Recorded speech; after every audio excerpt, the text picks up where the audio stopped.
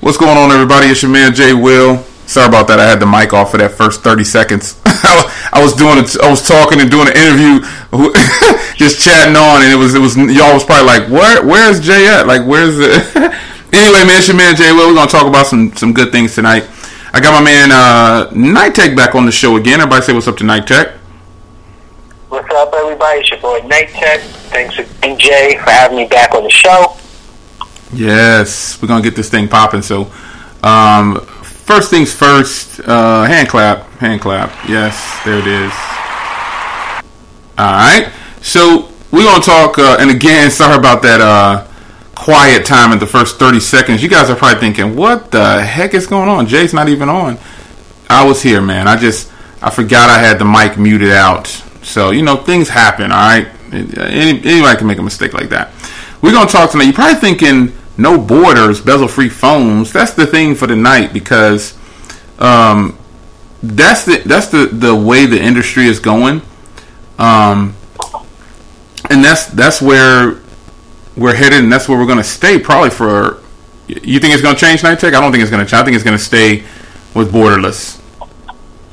Yeah, it's going to stay the same, man. At least for a while. Yeah, I think so too. So tonight, once again, thank you guys for joining in. For those that can make it live, I'm gonna put this on Google Plus. It seems like every time I put it on Google Plus, people start to come in, join in. I put it on Twitter. People take their time and trickle in. So I need y'all to. I need to give a special thank you also coming up here in just a second here. You guys have taken me over 3,000 followers on Spreaker, my podcast live. I can't believe it. So that's a huge plus, man. I'm excited about that. That's good news, man. I'm super excited that you guys have taken me to the next level. And what more can I say? Thank you. Don't get no better than that, man. I do the podcast every Tuesday, pretty much every Tuesday. And it's always something going on in the smartphone game. So that's just the way it's going to be. There's always going to be some news. I know I do Monday smartphone news, but Tuesdays the chat is always ready to go with this. So tonight, man, we're going to talk a little bit about with my man Night Tech. We're going to talk about, and you guys. And first of all, shout out to the replay crew for all those guys that come on and you're not available at the time. But you definitely, I leave these open for download, so you'll be able to get your download on. You can listen to it later, and I know that a lot of people do the downloads. So we are live talking with my man Night Tech once again. Again, I can't thank him enough for taking time out today to be on the podcast. So borderless phones, bezel-less screens. This seems to be the norm, and unfortunately, and I say unfortunately, but I think this could be a good thing though.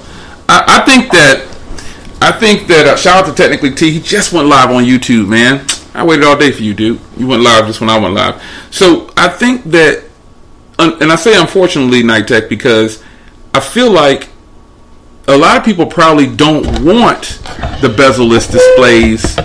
Or, it's not going to be something that they're super excited about. People are going to want 16 by 9. So, I think the OnePlus 5T is probably going to be one of the few phones that actually have an 18 by 9 ratio that's not, it'll be bored. It's got like a square. Have you seen the little leaks of it?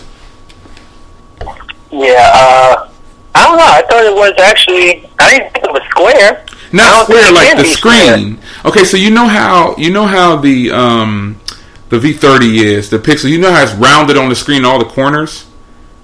Yeah. The even though the OnePlus 5 is 18 by 9, it kind of looks like 16 by 9 because it looks like they squared off the interior, the screen, the LCD part of it.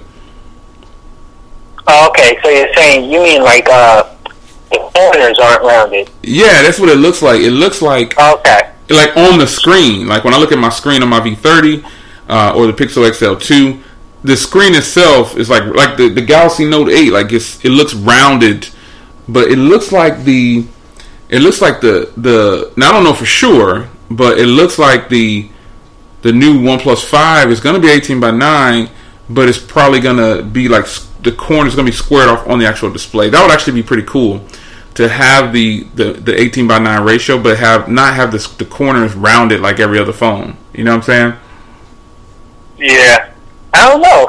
I'm looking at the pictures. It looks like it's rounded. I don't know. Is it? Let me check it out, man. Because I saw one earlier. It's for pre-order on Oppo, supposedly for $550. So yeah, that's where. Let me see. Oppo Mart, right? Yeah, let's check that out. I was on there earlier. Yeah. 5T, right?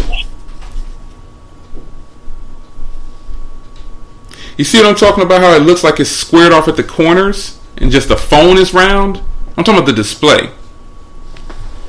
Yeah, I'm about to... Hold on, let me pull it up real quick.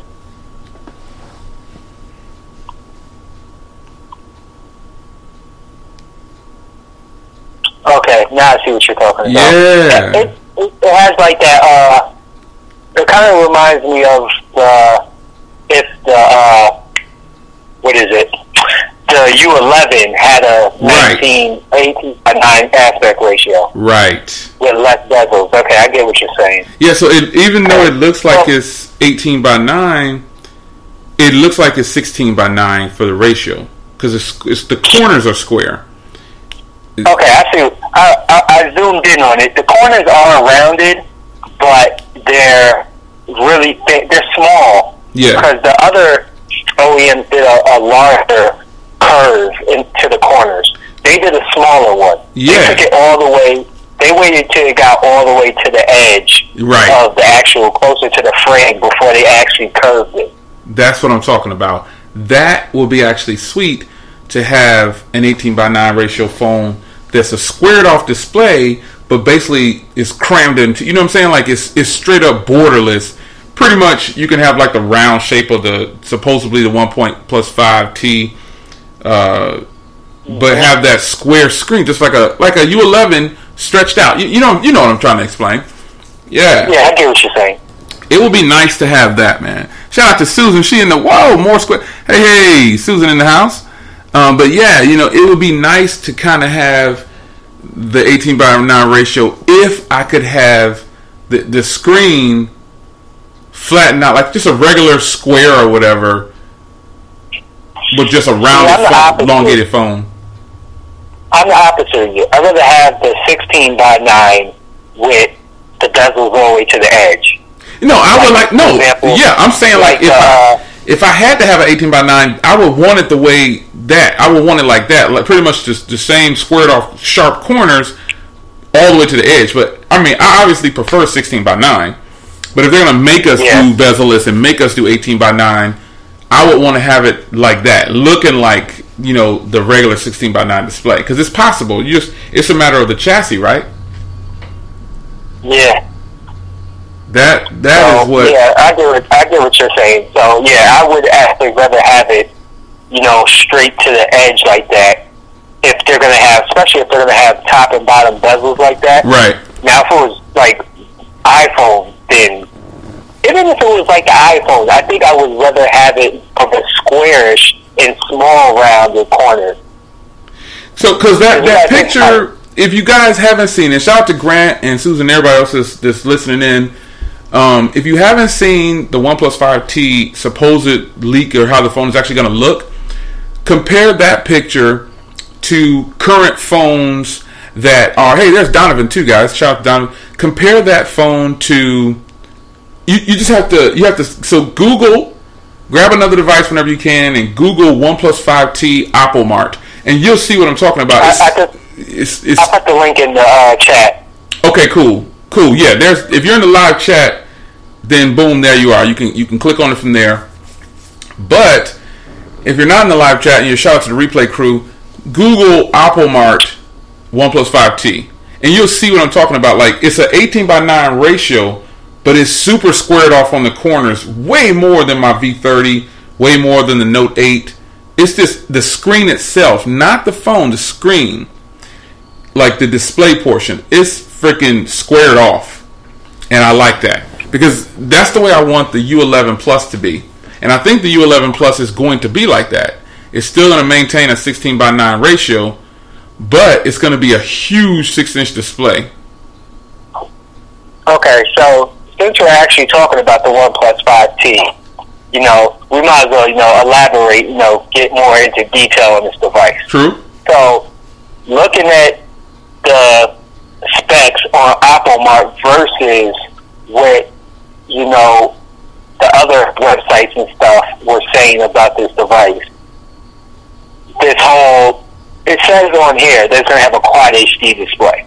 Now, it's not going to have from the other rumors, the other rumors, it says it's going to be an HD plus. It's going to be a 1080p display. From what I've seen. So, my whole thing is, okay, I don't know, man.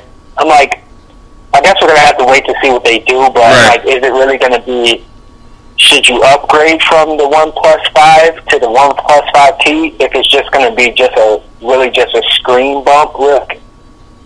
Yeah, the problem with that is, shout out to Eric and shout out to everybody who's joining in, casually coming in on board.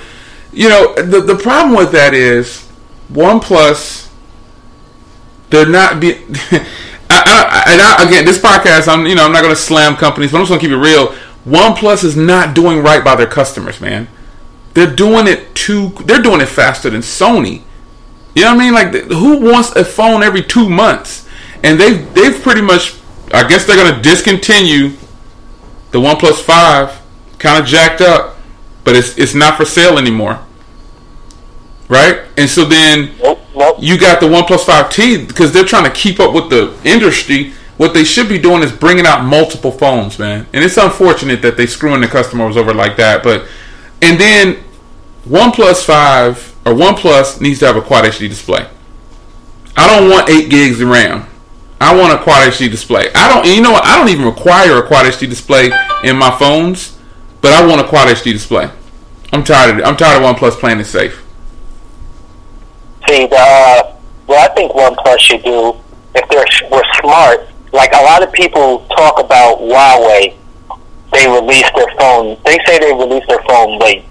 But if you really thinking about it, Huawei has their own processor, so there's really no releasing it left when it comes to Huawei because their processor is the newest. So that device, even though it releases, for example, next month, November, that's going to last till next November. So that's going to be their top-end processor.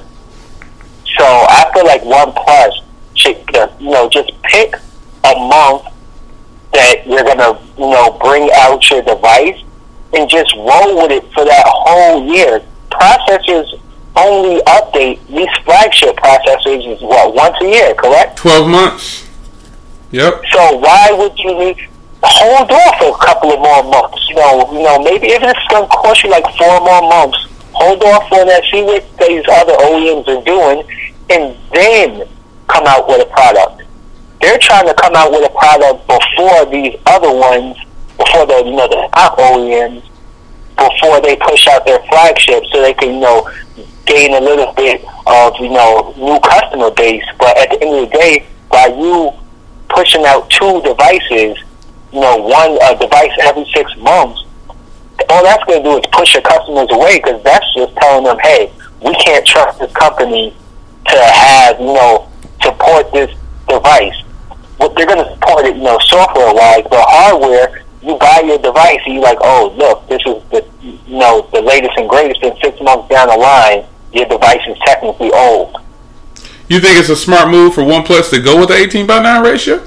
The OnePlus 5 is a fantastic, beautiful device, but I actually prefer the OnePlus 3T.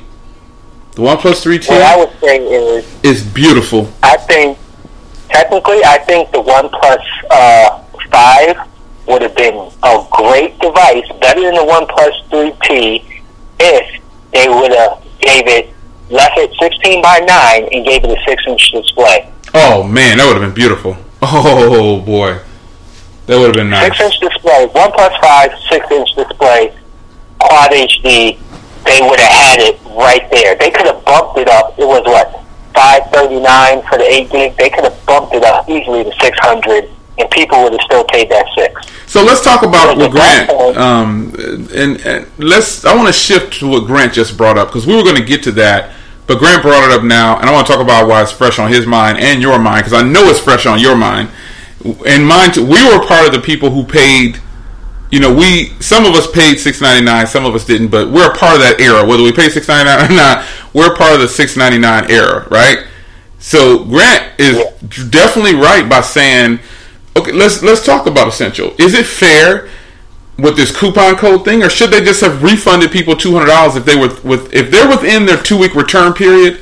Should they give people money $200 back? What they should have did was they should have gave people $200 back, and if they didn't want to go through the hassle of having to try to refund everybody's money to their card, back to their whatever, it's 2008, 2017. The system, the way the system, these computers work, they could have easily had everybody's email and mailed everybody, either emailed or mailed a physical Visa gift card or whatever. So $200. Here's what I saw with the Essential phone. Okay, this is what I noticed, and you can chime in whenever you want to. But okay, so here's what I think about that. If a person is within their 2-week period, I think they should give them their $200 back on their Visa card, or it's easier to do a refund. They very well can do that, and I'm pretty sure if anybody who ordered it within the last 2 weeks of getting that price change, I think they probably did give them their money back because they know the people are going to return it. So, but the people who are after their return period, I don't think they should get $200 back. I think that's it. Because how many times have we purchased phones and there's a promo that comes up? That's just what it is. I look at it like a promo that, hey, listen, first adapters, we already know we get no love. We get a free gift or something like that. And then with them, it was the $50, $150 off of the 360 camera. You get it for $50, stuff like that. I don't think that people past the 2-week period should get $200 back. I see a lot of people complaining and saying, and not anyone in particular, like in this stream or outside. I'm just saying in general over the internet. I've been watching, and people are saying, "Oh, it should have came out at $500 anyway. I want my $200 back." Well, you don't get $200 back because that just happened. Because for that matter, I've gotten screwed over just like you and a whole bunch of other people. We bought phones and the price dropped 3 weeks later. We can't very well go back and say, "Give me my $200 back." But with the coupon codes, I think that's their way of saying, "We apologize for dropping the price. We know you can't return your phone. Here's a gift code for $200. I think that's more than fair, because they can turn around and buy another phone. Supposedly, like you guys said, they can turn around and buy another phone and put the $200 towards that and get it for $299.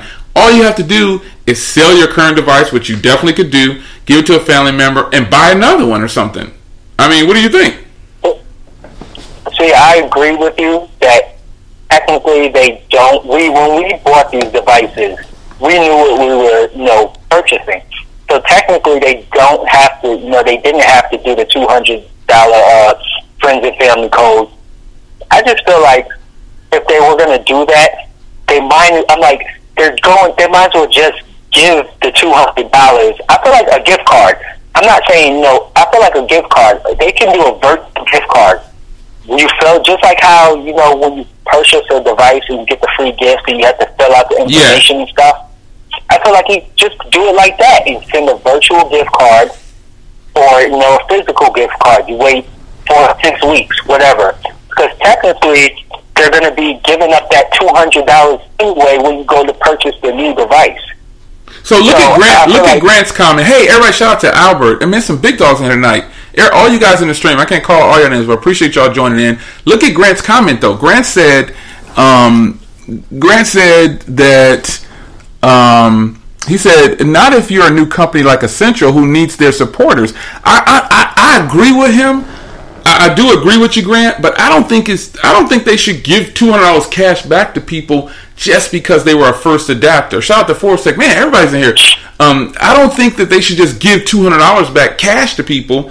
I think that the $200 gift code thing was more than fair. They didn't have to do that, you know what I'm saying? But I understand people. I'm not saying people shouldn't complain. I'm just saying I don't think that they should just give up $200 just because they changed the price. Think about how many other companies change the price on things. But to Grant's point, they are a new company, but I still don't think they should just give up $200. You know what I mean? So, but you sound like you kind of agree with Grant. Like, hey, I would have liked my money back. No, it's not that I would like my money back. I'm fine. Me personally, I'm fine with the gift code.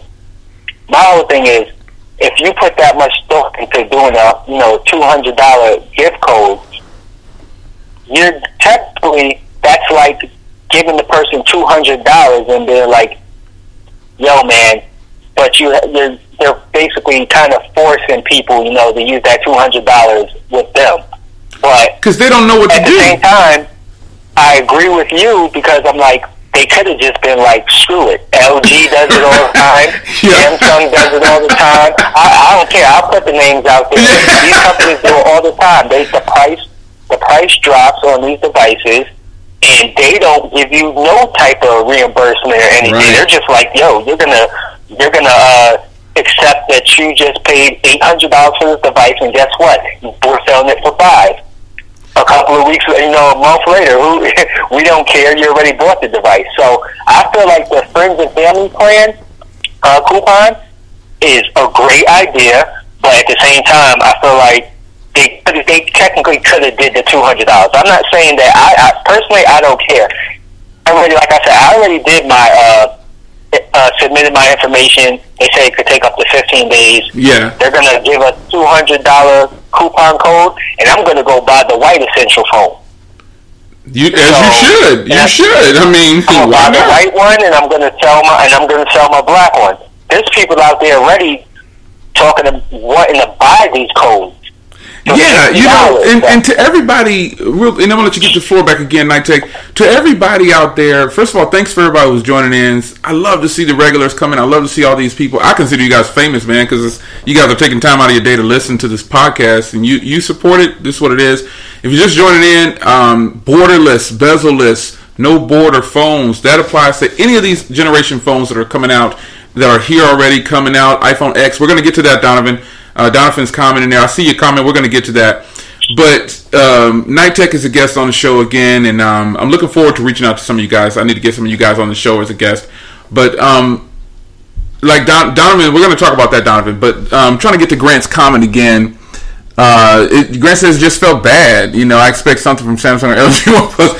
Yeah, I mean, go ahead, Night Tech. I feel like, I don't know, man. I feel like when it comes to Essential, it's just like OnePlus. It's one of those companies that people love to hate and hate to love. They're gonna, the coupon codes are gonna be used. People are gonna use them, either if they use them personally or if they resell them. Right. So I guess somebody's gonna make money off it. Even if you don't plan, guess what? They give you qualify for the 200 code, right? Right. You don't use it. You sell it for $50. You made $50 right there. Like, so, to the people, and you can respond to this, Night Tech, because I'm sure you can see the comments going on in there. Is there anybody in the live stream or watching this on the replay crew? Once again, shout out to the replay crew. Do you feel like the $200 coupon code was fair? I mean, I feel like it's more than fair because they could have gave you nothing. You could have ended up with nothing at all. So technically, it's fair. Like and I said, I'm with Grant though. You see what Grant said, and I keep calling Grant out. Shout out to Albert and everybody who's commenting. But we're just kind of talking about the Essential phones since Grant brought it up. He said that he wants Essential to succeed, and I do too, because I think Essential is pretty much doing what we want. These companies give us what we want, and then we complain about it. Let me be honest about something here. Night Tech, you can chime in. I might take some phone calls here in a little bit, guys. Listen, how is it that Essential gave us what we wanted? And ultimately they did. They gave us what we wanted. Here's what happened. They gave us premium hardware, and I went on record earlier this week and I said, you know what? The U11 is my favorite phone, but the Essential phone has the best hardware of any phone that I have, and I'm sticking to that. And I don't think my iPhone X will outshine the hardware on the Essential phone. One, because it's ceramic and titanium. I mean, there's no phones like that. There's no phones like that. I want Essential to succeed. Donovan says He wants them to succeed too, and he said, "Yeah, the coupon code of $200 is more than fair." Shout out to B. Ross, he's in here too. Total Tech is here, y'all. Say what's up to Total Tech, man. I saw him come in. I was looking at the thing. Total Tech, TK says $200 off the Essential phone is a win. Yeah, I totally agree. Forbes Tech says it's fair. I mean, I think we all think it's fair. I think the people. I just saw some people that were like, I'm reading online. People like, they owe me $200 because, I bought the phone and now you dropped the price. I don't think so. I don't think that's right. I think they've been more than fair by giving you a coupon code, Like, exactly, because like I said, they didn't have to give you anything at all. Like, that's what I don't get. Like, people, they're complaining about the $200. I'm not saying anybody in the chat. I'm just saying. Oh, yeah, no, it's all over the internet, man. $200. Talking about the coupon. Are the same people that bought the phones like the Galaxy S8 Plus, the S8, the LG G6, which the LG G6, the price on the LG G6, that price dropped faster than anything I've ever seen in my life. Upset. And not one of those people ever said, "Hey man, LG owes me $400." Well, it sounds like they just sit there like, "Well, I have to take a loss." Yeah, it sounds like, based on the comments in the chat, the live chat. Again, shout out to the live chat, replay crew on deck. Listen, it sounds like from the comments in this live stream, people are okay with it, but they just feel a little betrayed because they're a new company and you wanted the phone to drop at a good price, and it's kind of like, man, how can y'all do us like this? And how can y'all do us like this immediately from the jump? Now think about the reputation of Essential Phone right now. They released the phone late, right? They released it 4 months later, something like that. Then they still brought it out at $699, and then they decided to cut the price by $200 about a month after. How long has it been? About a month or so? Like a month and a half, maybe 2. That's the history of the Essential Phone right now. And so I can see why these people might feel a little betrayed, man. It's people out there. Well, go ahead. You gotta think about it from they're looking in from a customer, a customer's perspective. They gotta look at it from the company's perspective. They priced the phone at $700. We're gonna put it out there. It didn't sell the way they thought it was gonna sell. Right. So what other options do you have? You drop the price to a price that the customers is going to see it as a value, a great value. Right. And guess what? Everybody always says, "Oh, these companies aren't listening." I guarantee all those AMAs that they did on Reddit and Twitter and everything, they were watching all these posts and stuff, and that's how they ended up with that $500 price point. Everybody was saying, what was everybody saying? At $499, $500, that's an automatic buy. That's an automatic buy. Yep. They listened, they watched, and they said, you know what? We're going to put it on sale. We're going to see what they do. As soon as they dropped down to, $599, a few more people went out and bought it. And then they were like, let's drop it permanently for that $200. And right there, they cut in the, they place themselves in there between, companies like OnePlus, because right now that's cheaper than the OnePlus 8 gigabyte. And it's $20 more. $20 more to the 6 gigabyte version. Right. And it's way better build, better screen. Like, only thing really that the OnePlus 5 has over the Essential Phone would be the camera. Well, think about it. Well, okay. And the RAM, I'm saying, but no, because we all know that 8 gigs of RAM and that 6 gigs of RAM is pointless. Anything after 4, you got to start to wonder, because think about this: the Note 8 runs on 6 gigs of RAM. It struggles a little bit, but all these other phones running 6 gigs of RAM, they perform great. So I think the Essential Phone is going to succeed. But you got to remember, I think a lot of people are forgetting, not you, but people have to remember, the Essential Phone is new. They're a new startup company, so this is a first generation phone. And look at how good their first generation phone is. compared to OnePlus. Now the OnePlus was a good phone. Shout out to Albert. Albert is the OnePlus spokesman, so we ain't gonna get Albert mad. But which phone do you think launched the better product at the first launch? And I know the OnePlus is an older phone, but their first stab at a new gen phone, they actually took their time. Where they messed up is the price. Because I don't require wireless charging. I don't require waterproofing and all that stuff. They messed up the price is what I say. What, essential? Yes. Other than that, that's the only thing it's a sweet phone. Yeah, that's what I'm saying. So coming in at $500 now, it's a lot of people, you've been seeing it on Twitter, correct me if I'm wrong, and all these other places are now saying, oh, at $499, the essential phone is automatic buy. Oh, the Pixel has whatever wrong with it. Oh, I'm going to go, I guess it's time to pick up an essential phone. These are all the same people that when it was $699 didn't want to pay that extra $200 for this device because they felt like it wasn't worth it.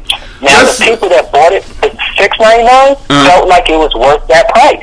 Shout out to Forbes Tech. If you haven't watched his van log, his van vlog, they're talking about it. It was actually fantastic. But to Albert's point, man, Nitek, the first OnePlus did launch at $299.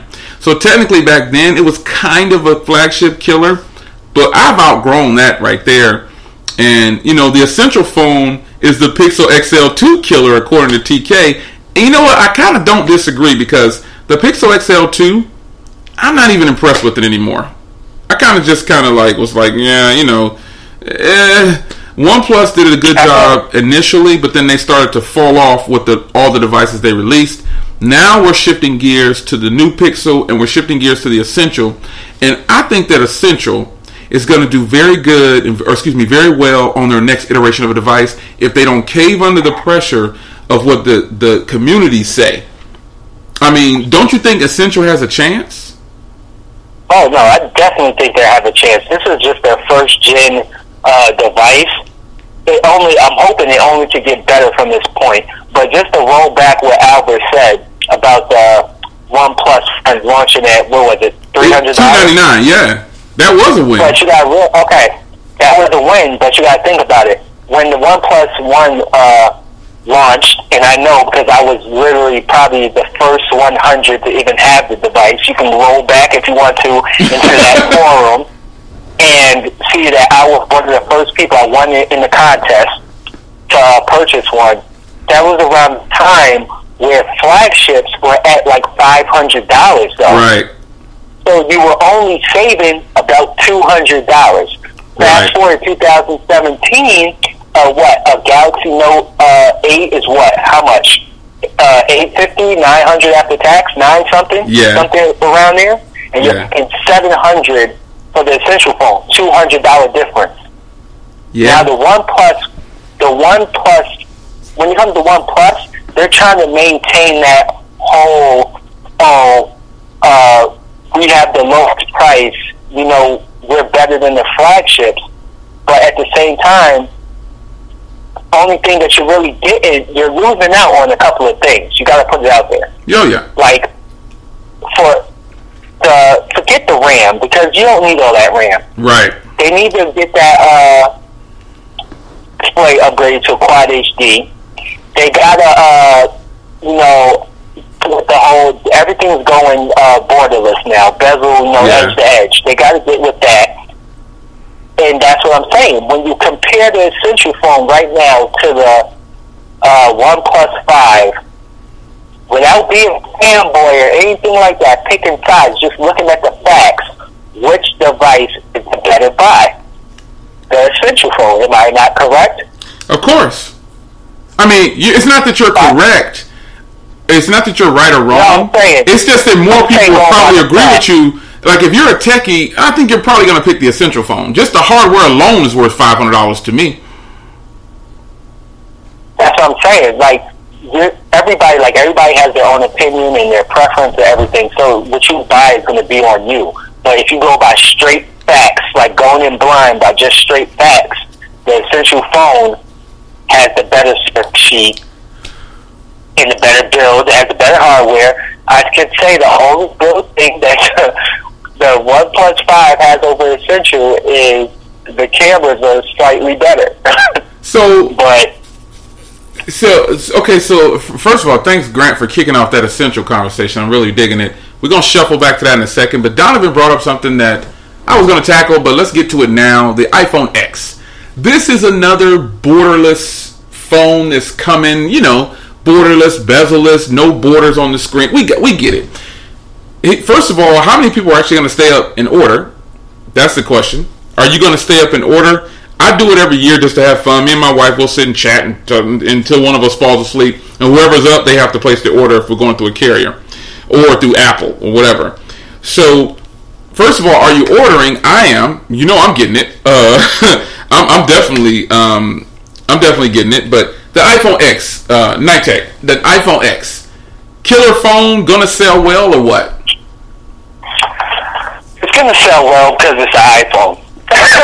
Shut the back. Apple probably has it has the largest following ever, so it's gonna sell. There's people that skipped over the iPhone 8 and 8 Plus just so they could get the iPhone 10. Right. It's gonna sell regardless. You already know I'm not an iOS fan. I'm not a fan of their operating system. Right. I feel like it just gets too boring too quickly. Yeah. The hardware I do like. If I could get an Android phone or Android on an iPhone, I would totally do it. The iPhone X, I love the build and everything, the look of it. I've been one of probably the first early adopters of the whole bezel-less display look. So I'm digging how it looks. But me personally, I'm still on the fence. I was actually looking into today. I'm still on the fence, man, because it's hard. It's not the hardware. It's hard. It's the software. It's hard for me to wrap my arms around.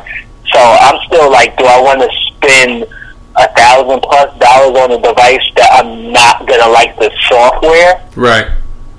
So here's check this out though. Now here's what I'm hearing now.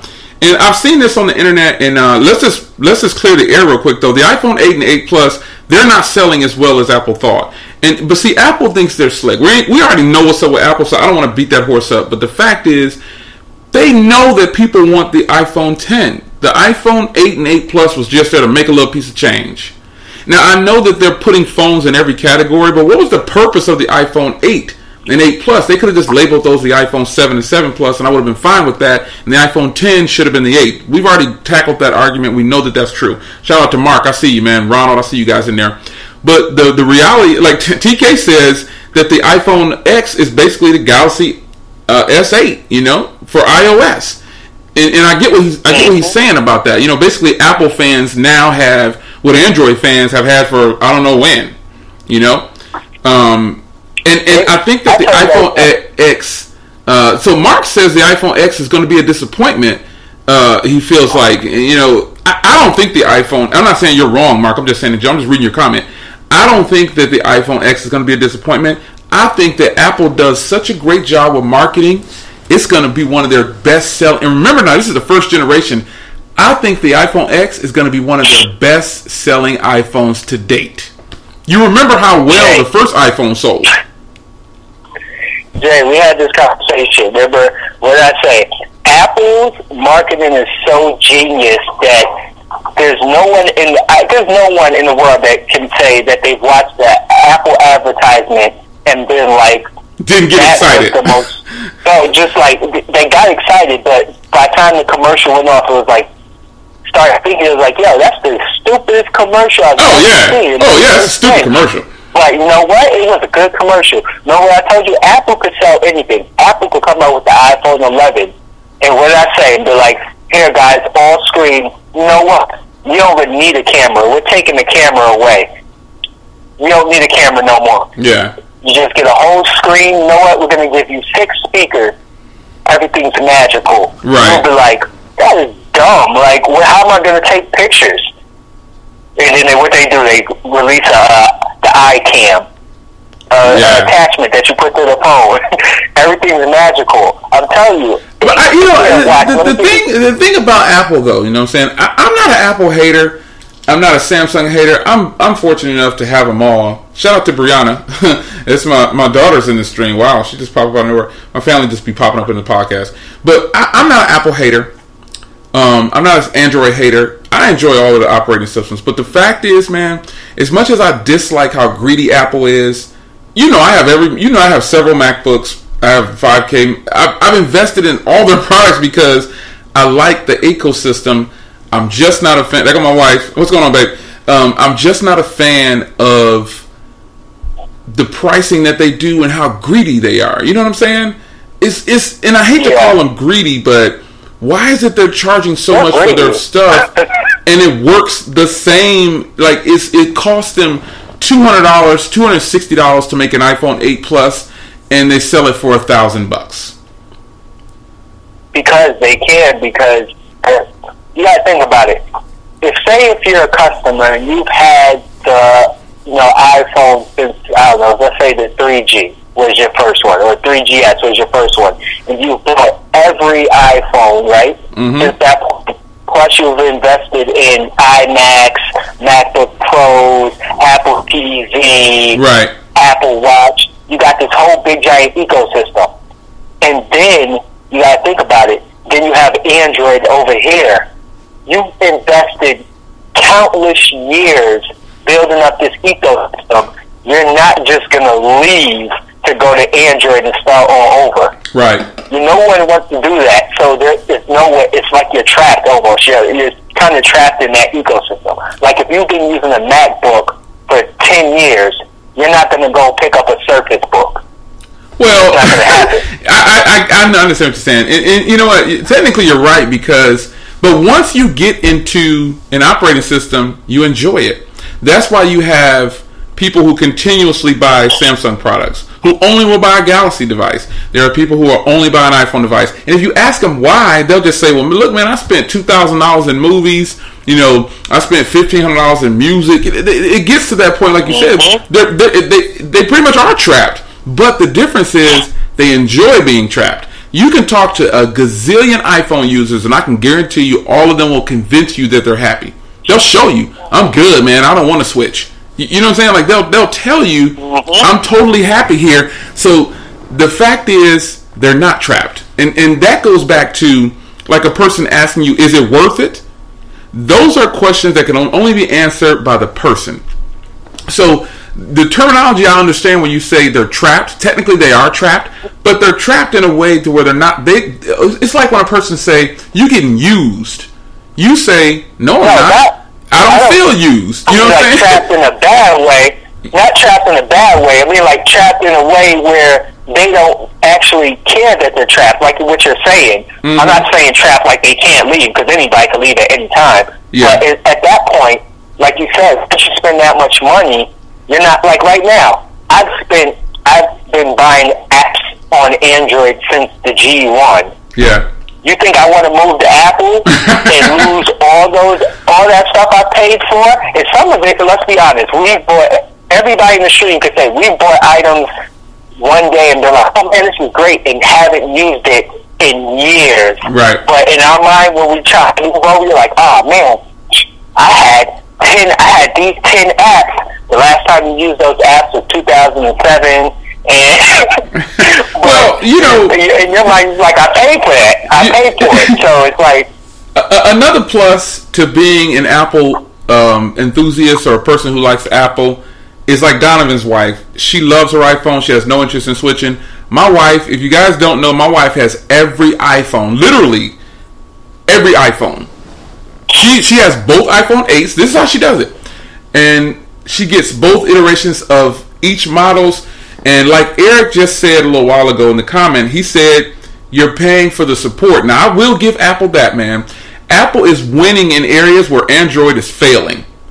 That's just the truth. And this isn't we're not actually talking about companies. It just so happens we're talking about the iPhone X. Because a lot of people are saying, the iPhone X is nothing new, just hardware. But to an Apple person, oh my gosh, that's the cream of the crop.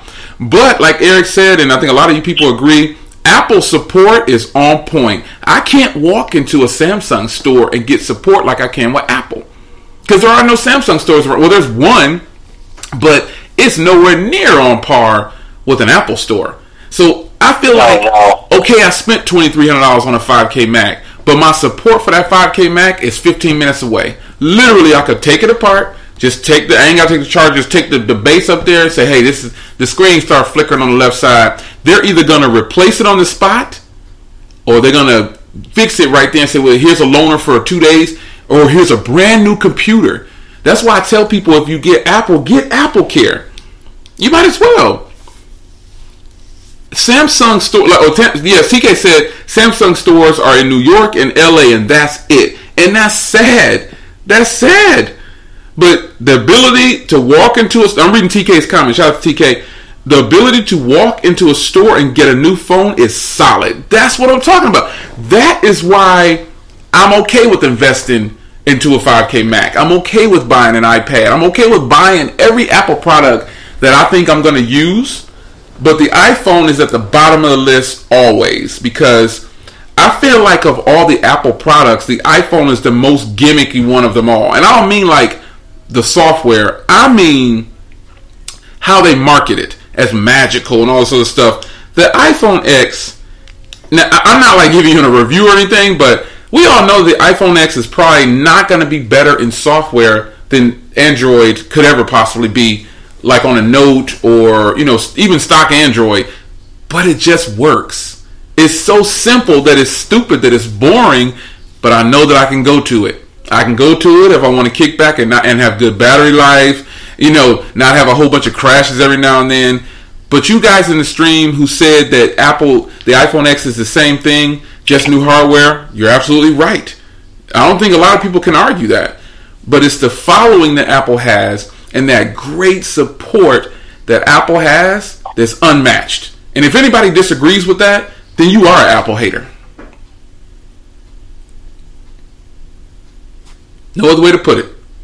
I mean, Nitek, I know you say you're not going to invest in Apple at all, but wouldn't you want to be able to walk into a Samsung store?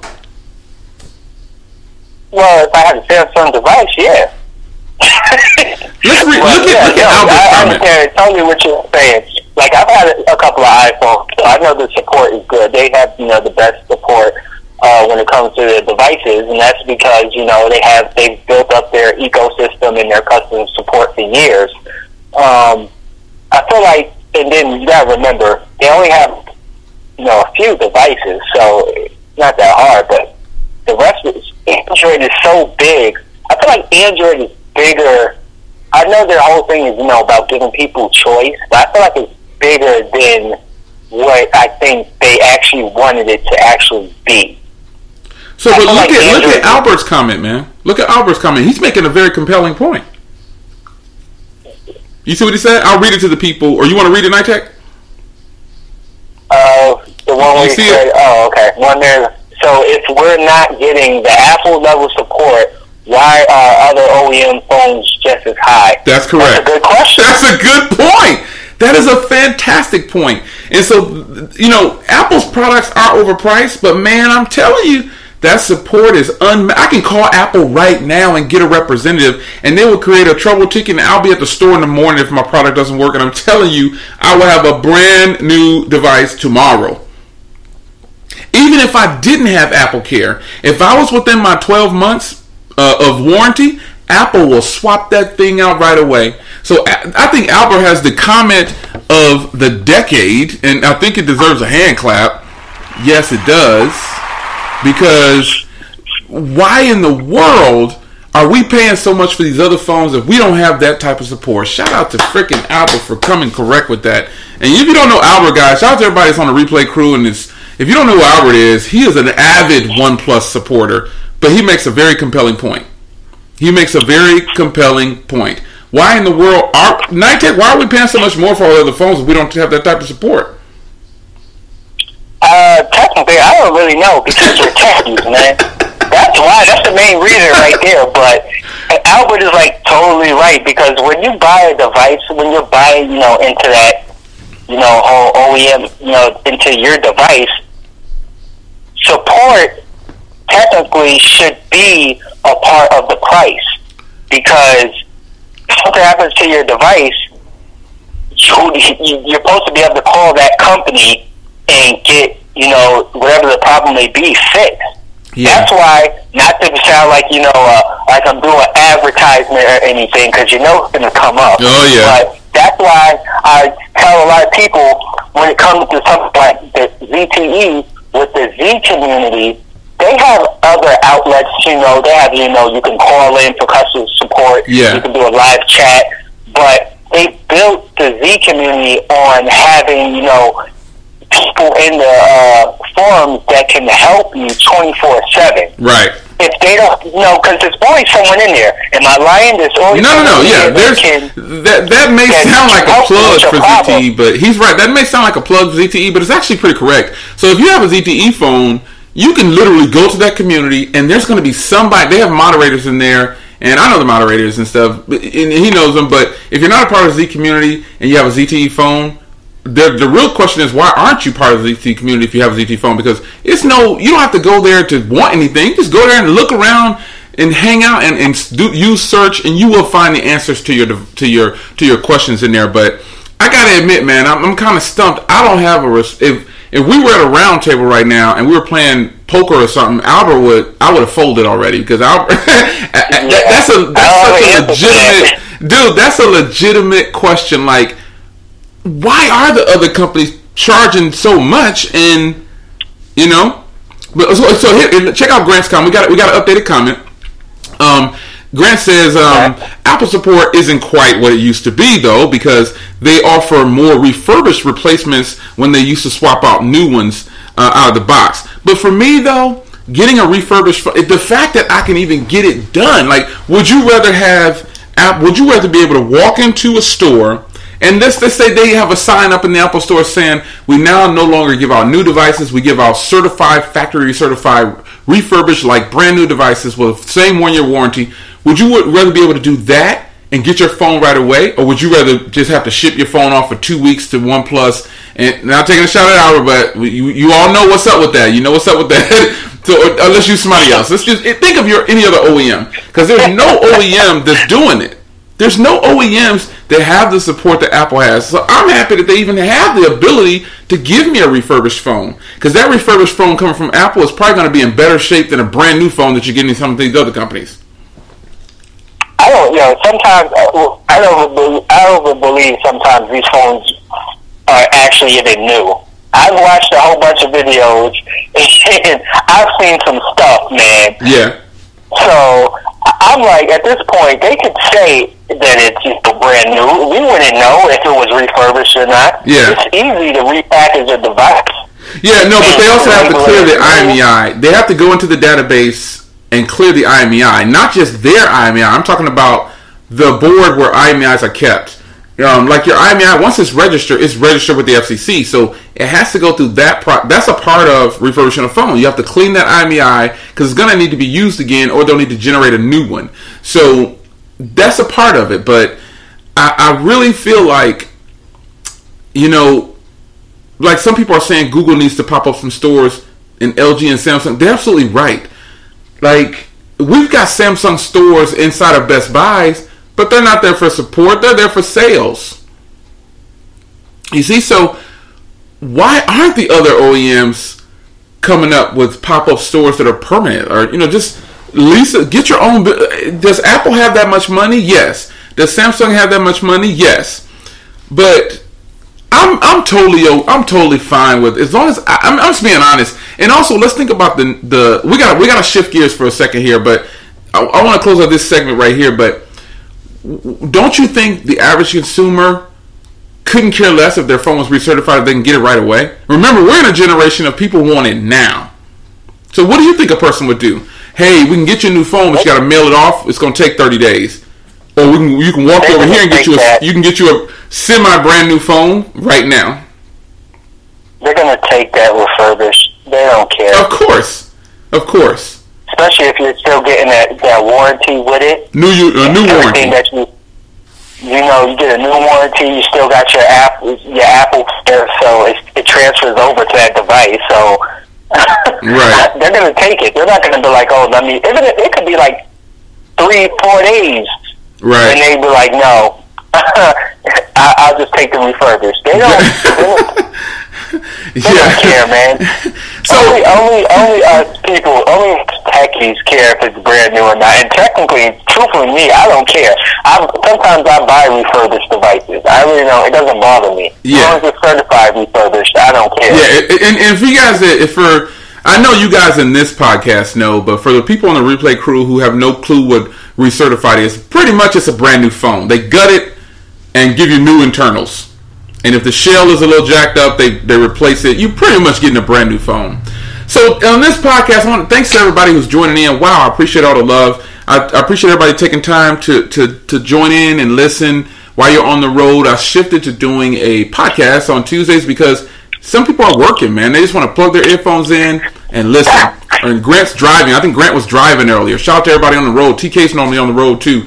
But, man, the borderless, bezel-less phone.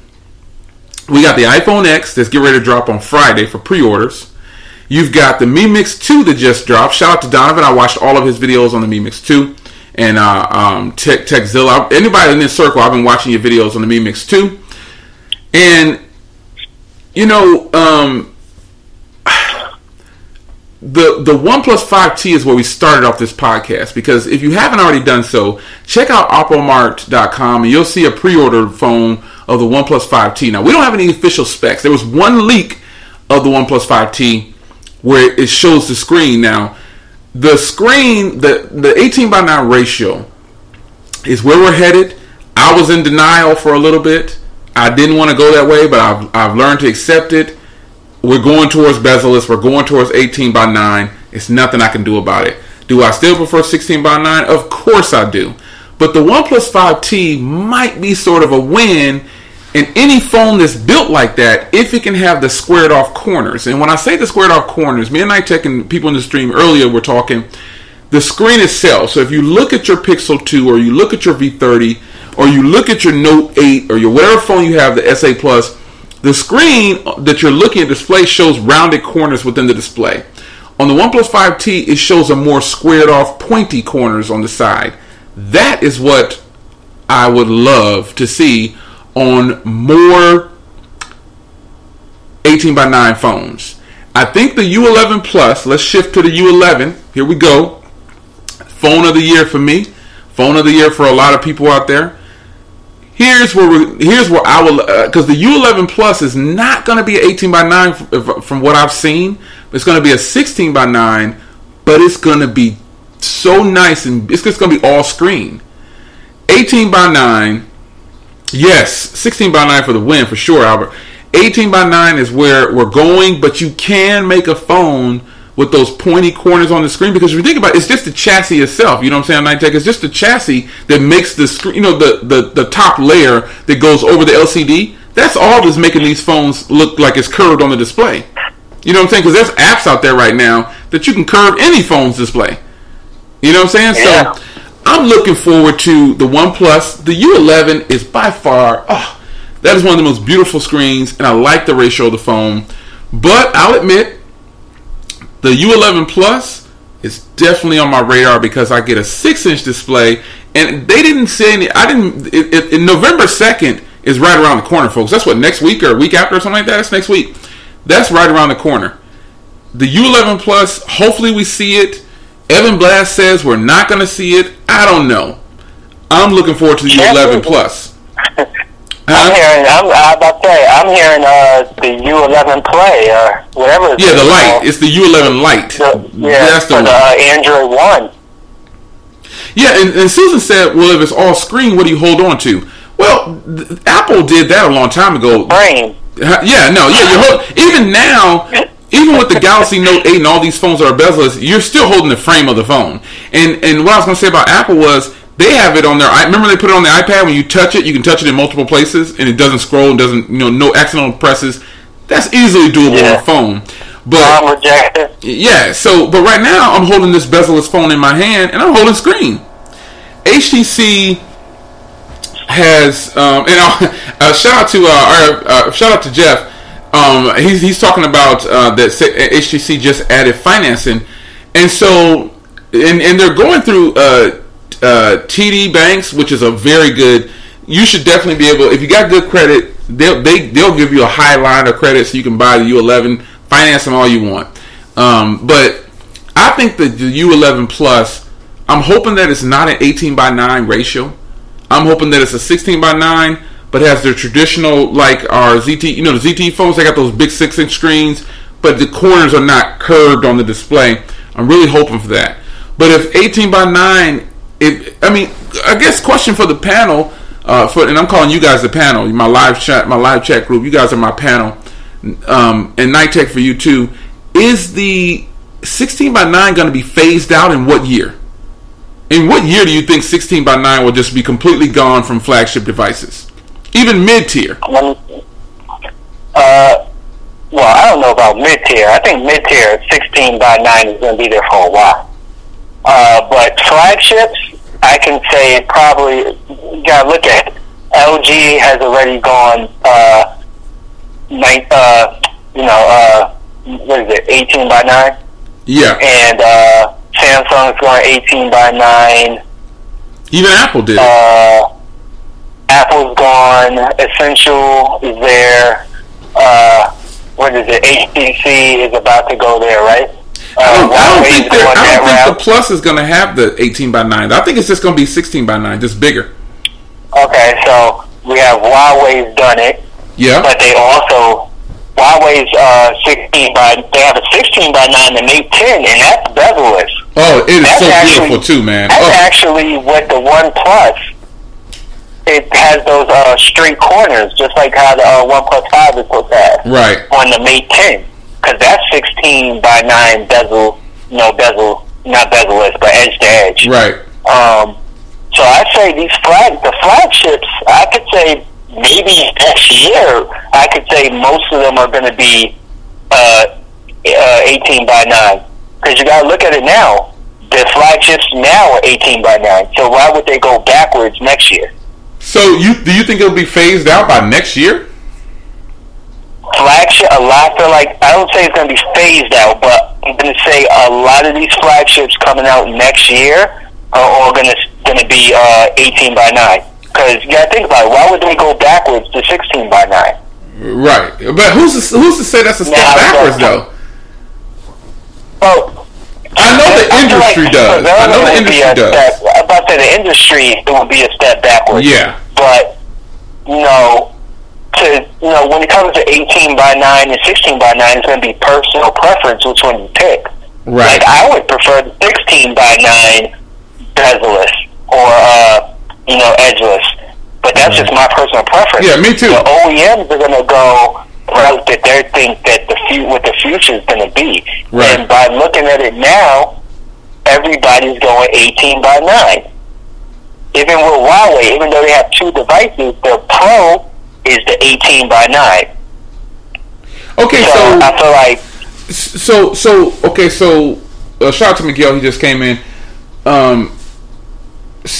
Jeff says pretty much, why buy the iPhone 10 because the iPhone 9 will be similar, but the iPhone 9 and 9 Plus, if those are going to actually exist, which I don't think they will, folks. The reason being, go back and look at Apple's keynote. They said that the iPhone 10 is the start of their new renditions of phones. Didn't they say that? Yeah, they're not going to do a 9. Yeah, but if they do, they're going to do an iPhone 10 Plus or something like that. I think that would be a step backwards for Apple to continue to release iPhones with that old dated hardware, the current models. And I think it'll just be a stupid move. And I think those won't sell well. But Albert pretty much says, 16:9 is the way to go. 2-to-1 is just a gimmick in disguise. Yeah, 16:9 obviously is the traditional way. That's the way to go. I totally agree. But I know bezel-less, borderless phones are going to stay. But I think that they're going to phase out 16:9 in flagships at least by 2020. I think in the next 3 years, by the next 3 years, we won't see any flagships that are 16:9. I just don't think they're going to do it. I think they're going to be like, you know what, we moving on. They don't want, because you know how companies think. I did a little bit of marketing before, and here's what companies think about customers. They say they don't know what they want until we tell them what they want. And that's what they think about you. Because think about it. You're doing what they're telling you to do. You're buying what they're telling you to buy. You're liking what they're telling you to like. They're telling you this is magical. You're going to buy it. And what do? You buy it. So if you think you're in control of the OEMs, something's wrong. We're not in control of the OEMs because we're telling Apple and Samsung and LG and HTC and ZTE, we're telling all these companies that it's okay. Well, I guess I shouldn't say ZTE because they got the cheapest phones. They got the more affordable phones. Even LG has more affordable phones. Pretty much anybody who's charging $900 to $1,000, $1,500 for a phone, come on, Huawei. Anybody who's doing that, and when we're buying it, we're telling them, hey, it's okay. You can keep screwing me over.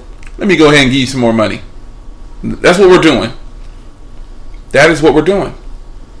And it's no right or wrong, But, so Jeff says, he's talking about 1080p.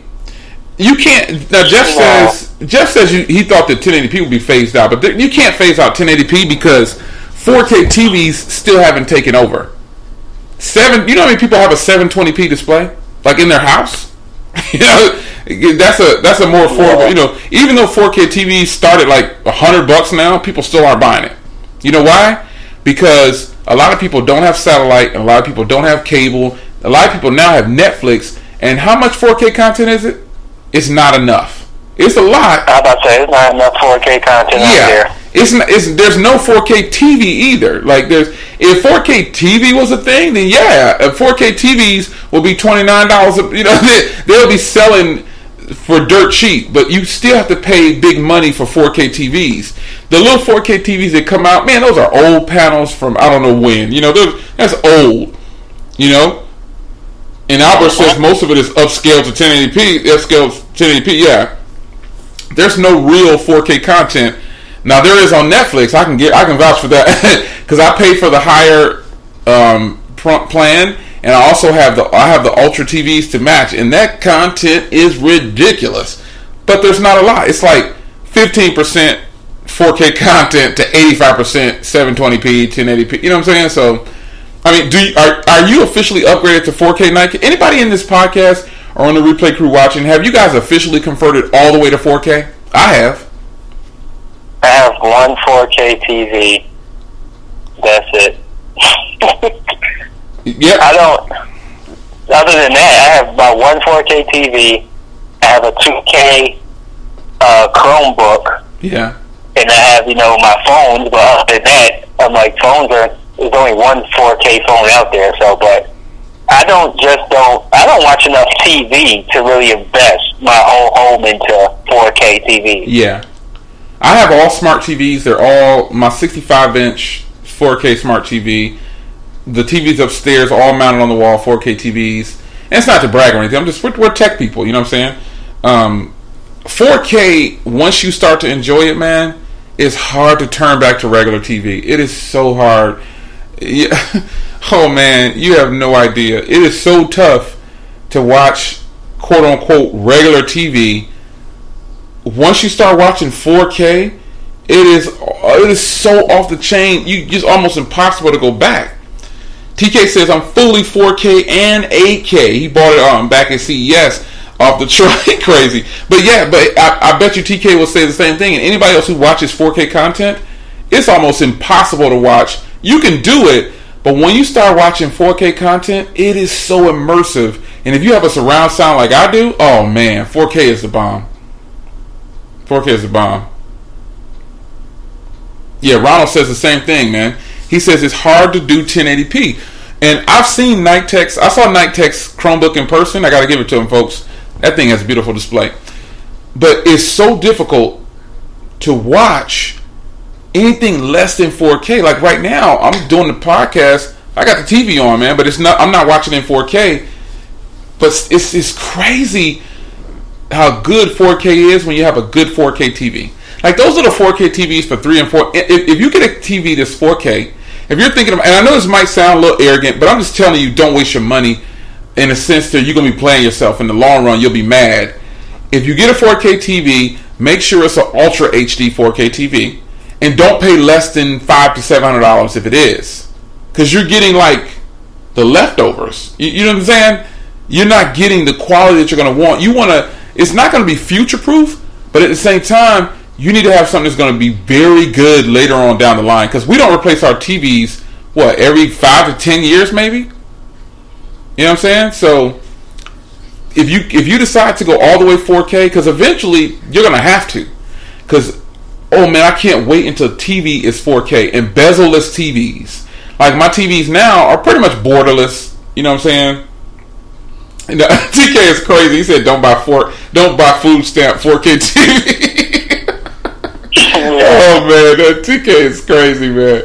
Shout out to TK, man. Total Tech. If you haven't seen, there's a lot of YouTubers in here, man. So if you're in the podcast or you hear me calling out names on the replay crew, you know who these guys are. TK, Forbes Tech, Night Tech, Grant, all these guys, man. They are all YouTubers. Anybody else I didn't call them the podcast, there's a lot of YouTubers in here. You'll find them on YouTube, man. But technically, TK's right. And that's basically what I was saying. You don't want to buy a cheap 4K TV. You'll be upset later on. You will be mad because the content, you know that, like, so right now, we don't have very many bezel-less TVs, do we? We have, Samsung is the only one, right? Samsung and LG that I know of that are just completely bezel-less, right? Any others? I don't know. I'm not sure about Sony. Sony might have something close. Oh yeah, Sony might have something close. But Lieco, theirs was bezel-less. It wasn't bezel-less. You have it. It's just kind of really thin. But yeah. Samsung, for sure, and they definitely have LG for sure. LG leading the way. I know LG, man. TV. I know you beat me to it. You see LG sending all these wallpaper TVs to the big YouTubers. iJustine just got one. Not Night Tech, but my boy. No, my boy MKBHD just got his second TV from them, man. It wasn't that thing like 75 inches? Yeah, the first one was 55, and they sent him a 75 or 80-inch. Come on, that's crazy, man. Yeah, that thing is like serious. That's like the best you can do. That is just sick. You stick that bad boy on the wall, man. Now you think about what they're telling us. They're telling us we going borderless, we going bezel-less. You gonna buy it, and we gonna sell it to you. But let me tell you, they already know those are gonna fail. Like, these companies know that no one's gonna buy those displays, right? They're trying to test the waters. You remember when 4K TVs first came out? They were like $8,000. You know what I'm saying? they was crazy. The crazy part about LG's wallpaper TV is, though, notice how you just said they went bezel-less, they went thin borders. Yeah. LG just said, "Yo, we're just gonna ship you a display." The actual display that goes inside of a frame, which is give you that rolled up.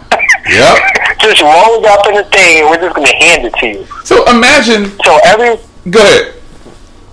I was about to say, so everybody that's been saying, I can't wait for these foldable displays and stuff. Well, you gotta look. LG has a TV that you can roll up. Man. But it's going to cost you, you probably end up living on the streets with your roll-up TV. It costs more than your house. Those are dumb purchases, man. They know. Okay, now let's be clear about something. They know iJustine. Shout out to iJustine. Shout out to MKBHD. But you know doggone well they would not buy that TV for 60, 70 grand. Come on. You know they wouldn't do that. I don't care how much money they're making on YouTube. They would not buy. Who in their right mind would buy a TV that sticks on the wall for $70,000, $80,000? All they're showing us is we can do it now. We're showing what you're going to be buying in the future. That's what they're doing. We can do it, but you can't afford it. Yeah, and so they know that no one's going to buy that. They're setting the stage. They're planting us on the biblical side. We say you're planting a seed. You tell God what you want, you'll get it eventually.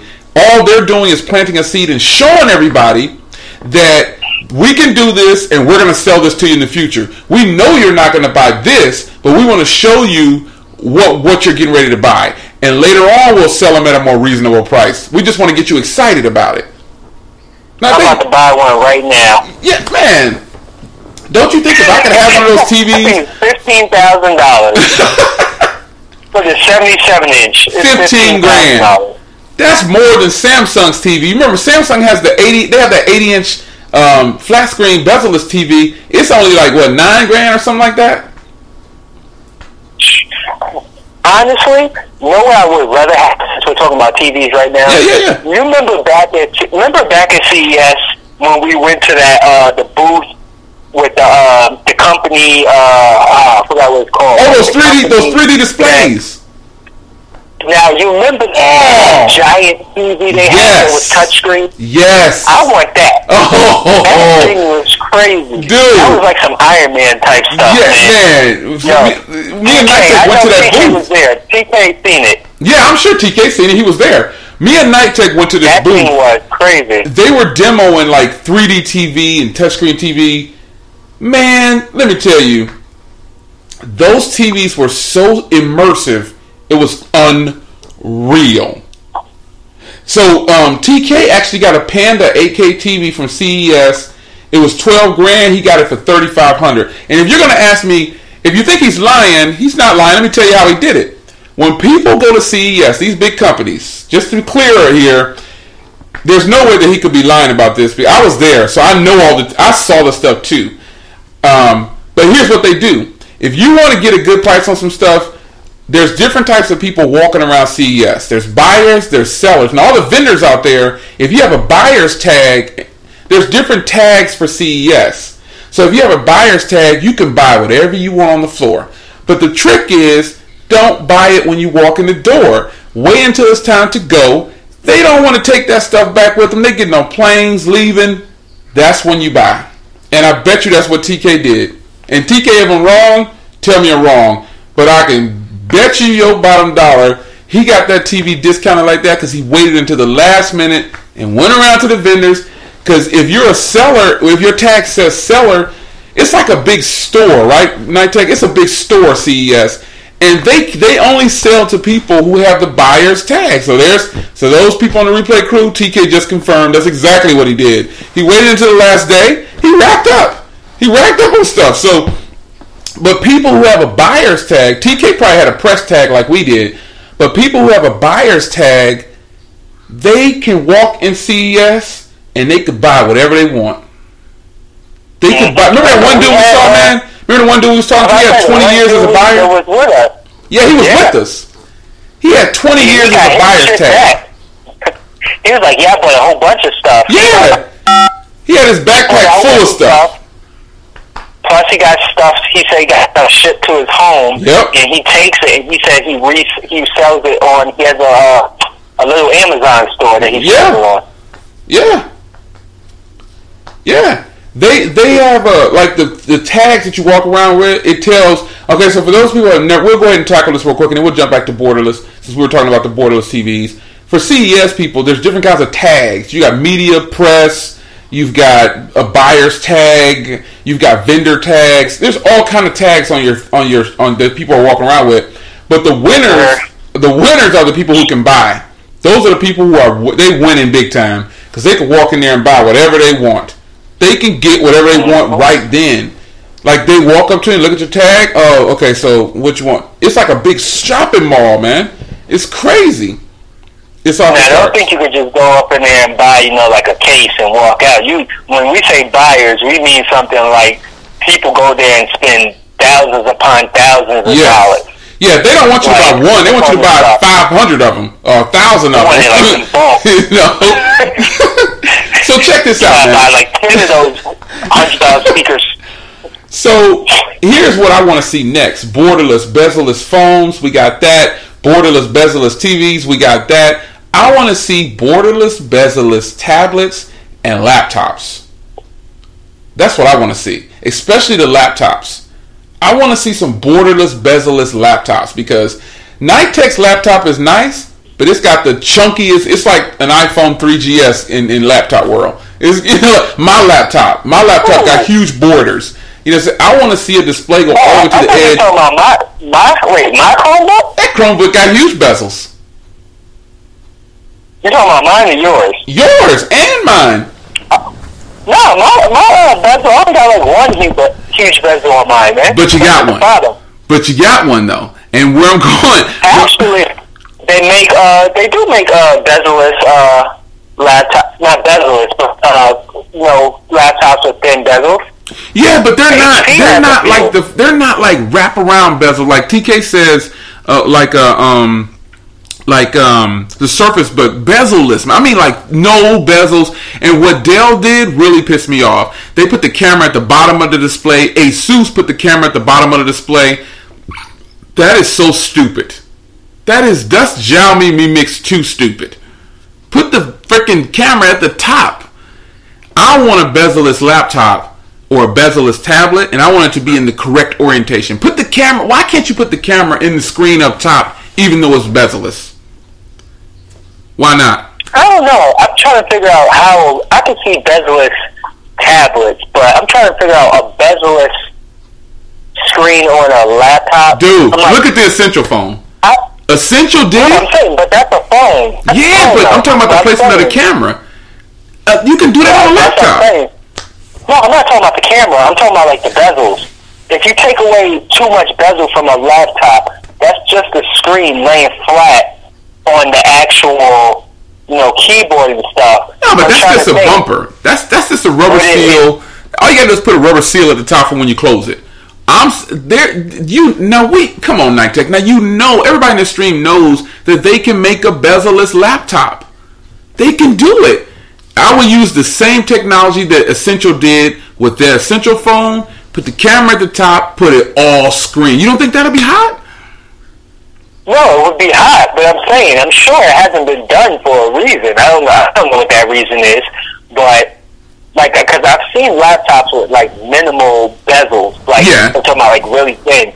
But I feel like I don't know, what it goes into making a laptop, So I'm like, I would love to see something like that, but I don't know, why they still have bezels on these laptops because it's fun. So TK says it's pretty much like the Surface Book right now. That Surface Book tops out at almost $4,000, and I'm not saying it's not worth it, but it's still not as bezel-less as I want it to be. You said HP is developing one now, but they're having display issues. That's what I'm saying. I feel like there's something with not the actual laptop, but with it would affect the display somehow. So tell me, why can we do it on the phone then? How can they do it on a phone and not a laptop when you got more surface? That just doesn't make any sense. Yeah, but I don't know, man. I'm just saying, I don't know. The TVs, man. I don't know. I don't make these things. But I'm just saying, I'm sure when the time comes, we'll get something like that. But I'm saying, at this present moment, I feel like there's something stopping it from happening. TK said it's the ribbon cables to the board that's messing with okay. Okay, that makes sense. I'm like, that's what I'm saying. I'm sure something's stopping them from doing it. Yeah, because the stuff that Dell has out, man, no disrespect to Dell, but it is what it is. Their laptops are crap when it comes to the cameras on the bottom. Asus put the camera on the bottom. This isn't bezel-less to me. And that's the way they market it, don't they? They say bezel-less display. Man, come on, man. That thing now, you can get a Dell XPS 12, man, for $500 right now. 4K, bro. A 4K Ultra HD 2-in-1 Dell XPS 12. That's the 12.5 inch 4K display, Ultra, 8 gigs, 256 gigs. It's got a Core M5. You can get that for $500. That's a great deal. However, it's not really borderless though.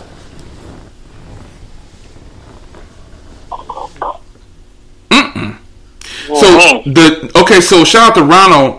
I bought the latest Yoga. You guys know I put that in the catch and release. But he says the 920 now has the camera on the top and it's still bezel-less. So let me look up the 920 real quick because I was super disappointed in the Yoga that I bought. I paid $1,700 for that laptop and I was pretty perturbed. I was perturbed, man. I was mad, bro. That Yoga that I bought was disgusting, man. It didn't have no processing power. Everybody told me, "Oh, you don't know how to use it." I'm like, "You can tell me that all you want to, son. You can tell me I don't know how to use the laptop all you want to. You can say whatever you want to say. Oh, yours was defected. Nah, mine wasn't defected. It was lame." Okay, so I'm looking at the new Yoga 920 14-inch. See, that still isn't bezel-less to me. It still has bezels. It's huge bezels on it. When I'm looking at it right now, that almost looks like my bezels are a little bit thicker than that, but that's how my Chromebook is. It has the thicker bottom. Right. Because that's where they have to put all the ribbons and stuff. Right. So that's what I meant by, it would end up like, if they did do a bezel-less thing, it would end up just like the Essential phone screen with that bezel at the bottom. But don't get me wrong. This Yoga 920 seems like a cool laptop. I'm not feeling it though, man. It's just like the other one. It's got huge bezels on it. The size, it looks good because it's big, but it's still not bezel-less. It's got that, like TK was saying earlier about the ribbons and stuff like that. There has to be a way, man. It's a matter of when do they want to slap that price on us and when they want to give us what we really want. I feel like it's just going to have to go, like if that happens, I feel like it just have to go straight borderless, bezel-less, straight Windows tablet with a freaking keyboard, bro. That's what it takes. That's what it's going to have to go, because you can go bezel-less with a tablet. Like with the Surface, they can go bezel-less with the Surface because it has the attachable keyboard. And you got to ask yourself, why didn't they do it yet? Bezel-less tablets are going to take off before bezel-less laptops. I have a feeling that there's going to be a bezel-less tablet in 2018. You know what? I hope so. I hope so because, and you don't have to worry about screen presses. You don't have to worry about that. They're going to take care of that off the jump. Dell actually did. Remember the Dell? What was it? Where they had it was basically bezel-less screen and it just had the speaker and the camera at the bottom of the tablet. It was like an 8-inch tablet. They did it with that. It looked like an earlier version of the Essential phone, but tablet size. So TK says, he said the Spectrum is close, or the Spectre is close. It's possibly the closest for HP. But he also said that Microsoft they're kind of having durability problems. You know, like if you drop it, it's a wrap. You know what I'm saying? And they don't want customers to complain about that, so they're just like, yeah, we better think this through. We better make sure that we don't push this out too fast, and let's make sure we do it right the first time. Durability makes sense. Go ahead. Check out I feel like closest we're going to get right now that I've seen, and I just thought about it, I just looked it up, is check out the Hisense Magic Mirror. Okay. Go check out that tablet. But the Spectre, like he was saying, that is close, man. The Spectre got 5 stars, man. I don't like the Spectre. The Spectre is something about I don't know, the 13T, it's the world's thinnest laptop. That is close. It's super thin, but I don't know about those bezels. You know what I'm saying? That might be the closest, but what's the other laptop you say? No, it's not a laptop, it's a tablet. Oh, a tablet. The Hisense, right? I think, Hisense Vita Mirror. VIDAA Mirror.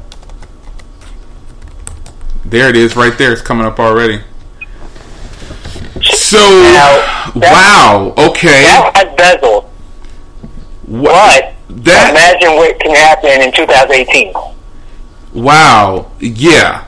That is a sweet tablet. I mean, it has a huge bottom bezel, but this is probably one of the most bezel-less devices I've seen in a tablet, period.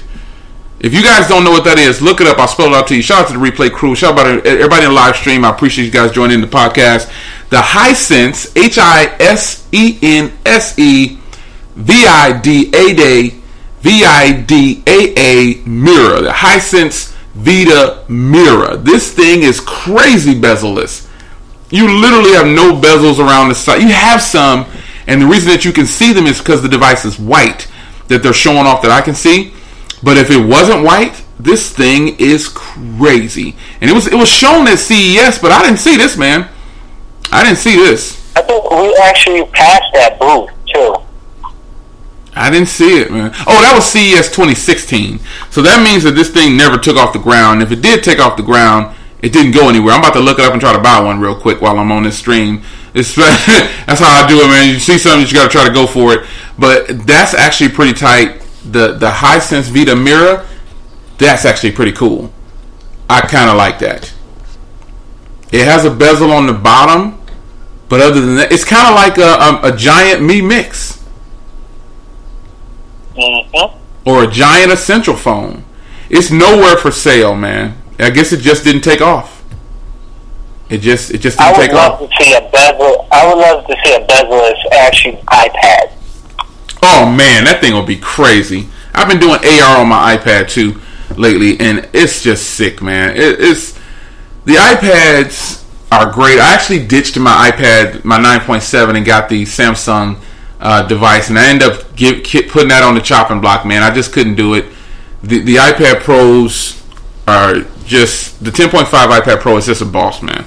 And if you can go bezel-less, real quick, TK says Hisense has quality control issues on the processors. He basically said they don't have the sales. They just didn't get the backing, man. But it seems like the sweet stuff, the stuff that could be really nice, never gets any support because the big name companies shut them down. They get everybody supporting them. That's kind of what it is. That's kind of what it is.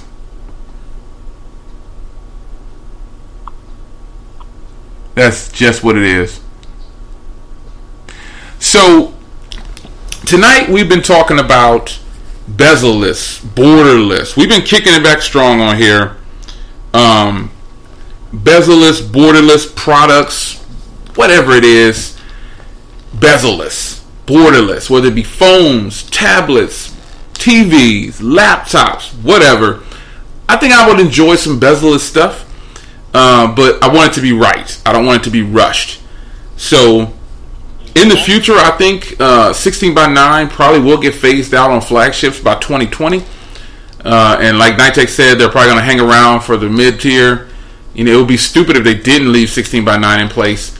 Because by 2020, all of the developers should know how to get their apps to work in 18:9 by 2020. I'm giving y'all 2 years to get that together. But bezel-less is the future, man. This is what people seem to want all of a sudden because the OEM said this is what you're going to like. And then people start to like it. And people start to buy it because that's what they're offering in certain realms. So a special thank you to everybody that was able to join us today for the podcast. I gotta reach out to some of you guys for to be a guest on the show. I love having these Tuesday night podcasts, but I'm getting to the point where it's much more enjoyable to have somebody with me. And so Nitech has been gracious enough to take time out of his day. He got to go to work and stuff like that. He'll take time out and say, hey, Jay, I'm on for an hour. I'm on for 2 hours. So I appreciate it. But I will reach out to some of you guys that are YouTubers to get your perspective on it. And we'll have to do like a 3-way or 4-way conference on here with this podcast and get you guys on because I know there's a lot of perspective that's going to be jumping off. I got to get with Donovan. I got to get with Grant. I got to get with TK. I got to get with all you guys. Forbes. I got to get with you guys to see if I can get you on the podcast for at least one episode before the year is out, hopefully, man. It's always good to do a podcast. Let's just sit back and talk, man. Let's just kick it, you know. That's what I enjoy. It's better than a live stream on YouTube in a lot of ways because we get to just say what we want to say and have fun and enjoy without all the fighting and arguing. So it's Tuesday Night Podcast, borderless, bezel-less, whatever it is, whatever you like, I like. I'm there with you because I'm a tech junkie. Nitech is in the building once again this week. And next week, we'll have a lot more topics going. You know why? Because, there's phones coming. There's more phones coming. So TK's crazy said free conference call. That's right, man. Shout out to everybody who's not a YouTuber, man. You guys are making it happen. I'm at like 3,000 subs on Spreaker. And since this podcast has been going on, I got an email with like 15, 20 more people. So you guys are awesome, man. I just like to have fun and talk tech, man. That's what it's all about. And so every Tuesday I try to give it to you. If there's not one, if there's no Monday Smartphone News or there's no Tuesdays podcast, that just means I'm traveling and I'm with the family or something or I'm doing something. But I got nothing but love for you guys. I really could go on for hours and hours at a time. But I do have a family, and I do got to get back to things. And we've been going for over an hour this time around, so it's always good to see you guys take time out of your day. It's your man Jay Will. I'm gonna let my man Night Tech close out. Shout out to everybody in the stream. Shout out to the replay crew. It's your man Jay Will. Night Tech, go ahead and kick it, baby. What's good, everybody? Thanks, Jay Will, for coming on the show again. Everybody, make sure you go follow both of us on, YouTube, Twitter, Instagram, Google Plus. Look out for our giveaway videos for the Bezel Wireless Blade Z-Max. We're giving away some awesome cases, so go check out our channels. And this is your boy Night Tech. Thanks for listening, and I'm out. Deuces, y'all.